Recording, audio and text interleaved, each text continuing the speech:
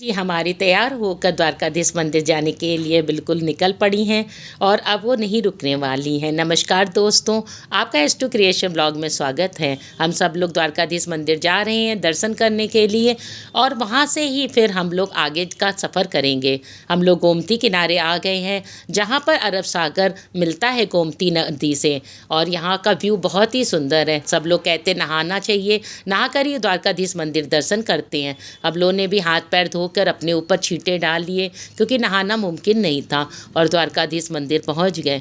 यहाँ जैसा पता है मोबाइल अंदर ले जाना अलाउ नहीं है, इसलिए हम लोग अंदर मोबाइल नहीं लेकर गए और वहाँ पे हम लोगों ने सारे भगवान के दर्शन करे।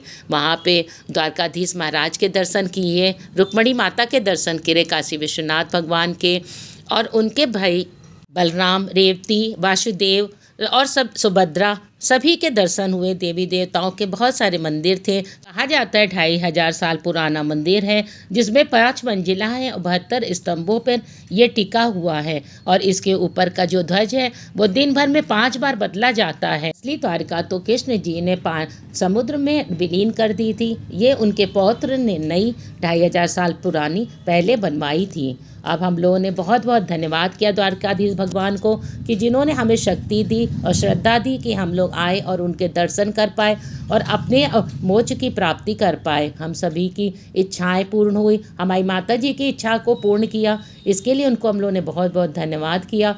और उसके बाद मंदिर से आए। आप सभी देख सकते हैं कि मंदिर की दीवारों पे कितनी अच्छी पेंटिंग करी गई है कृष्ण भगवान के विभिन्न रूपों की। इसी से हम लोग अंदर गए थे। दीर्घा से लोहे के बहुत सारे जाल जैसे बना रखे हैं, उसी में से गुजरते हुए सब किसी को जाना होता है क्योंकि भीड़ बहुत ज़्यादा होती है और इस समय रात का समय है तो इसलिए आपको भीड़ ज़्यादा नहीं दिखाई देगी। मंदिर बंद होने का टाइम हो गया है तो इसलिए भीड़ कम दिखाई दे रही है। उसके बाद हम लोगों ने यहाँ पे मार्केट में आ गए और काफ़ी सारे मार्केट का सामान वगैरह ख़रीदा और यहाँ की मार्केट बहुत ही अच्छी है और रीज़नेबल रेट पे सारी चीज़ें आपको उपलब्ध हो जाती है। चाहे आपको कपड़ा लेना हो और कोई भी सामान लेना हो, आप सारी चीज़ें यहाँ से ख़रीदारी कर सकते हैं।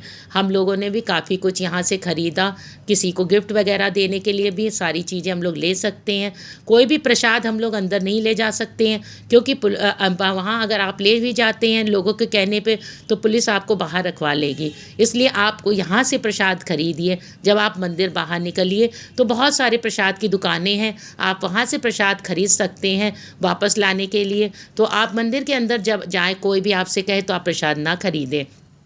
और हम लोगों ने भी बाहर निकल के प्रसाद लिया और देख सकते हैं तो सारी चीज़ें। और हम लोगों ने बहुत सारी जो हमारी गुजराती डिज़ाइन की चीज़ें थी वो सारी हम लोगों ने ख़रीदी, कपड़े ख़रीदे और जो भी थे सारे रिजनेबल रेट पे थे। तो इसलिए ये बहुत ही अच्छी मार्केट लगी हम लोगों को घूमने के लिए। हम लोगों ने बहुत सारी मस्ती करी यहाँ पे। और ये देखिए मैं दिखा रही हूँ ये सब चीज़ें हमने ख़रीदी वहाँ पे क्योंकि बाकी चीज़ें तो हम लोग को मिल जाती हैं लेकिन गुजराती ट्रेडिशन की चीज़ें नहीं मिलती हैं। इसलिए मैंने उसी की कढ़ाई की सारी चीज़ें खरीदी और द्वारकाधीश भगवान को धन्यवाद दिया।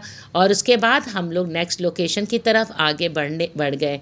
लोगों ने वापस आकर इनोवा बुक करी और फिर हम लोग निकल पड़े नागेश्वर भगवान के लिए। अब आप लोगों ने अगर मेरे चैनल को लाइक और सब्सक्राइब नहीं किया है तो तुरंत कर दें। क्योंकि फिर नेक्स्ट लोकेशन में हम नागेश्वर धाम पे मिलेंगे और वहाँ के बारे में आपको बताएंगे हम लोगों ने कैसे दर्शन किया और आप लोग भी हमारे साथ दर्शन कर सकते हैं। तो हमारे ब्लॉग को में ऐसे ही बने रहिए और नागेश्वर भगवान की जय हो। राधे राधे।